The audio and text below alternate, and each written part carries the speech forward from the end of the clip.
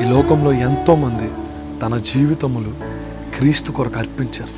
ఈ వాక్యాన్ని ప్రకటించడానికి హతసాక్షులుగా మారారు. అటువంటి వారికి ఈ లోకంలో గుర్తింపు లేదు, కానీ పరలోకంలో ఒక ప్రత్యేకమైన గుర్తింపు ఉంది. ప్రకటన గ్రంథం 6వ అధ్యాయం 10వ వచనంలో ఎవరైతే క్రీస్తు కొరకు హతసాక్షులయ్యారో వారికి ఒక తెల్లని వస్త్రం ఇవ్వబడుతుంది. తెల్లని వస్త్రమే కాదు, కిరీటం కూడా ఇవ్వబడుతుంది. వారికి ఎంతో ప్రత్యేకమైన గుర్తింపు అక్కడ దొరుకుతుంది. మనందరము పరలోకంకు వెళ్ళినప్పుడు మనం గుర్తుపట్టేస్తాం ఎవరికైతే తెల్లని వస్త్రం ఉందో. అలాగే ఆదిమ సంఘములో ఎంతోమంది తన జీవితములు వాక్యాన్ని ప్రకటించడానికి హతసాక్షులయ్యారు. అప్పుడు ఒక రోమన్ హిస్టోరియన్ ఒక మాట అన్నారు, the blood of martyrs is the seed of gospel.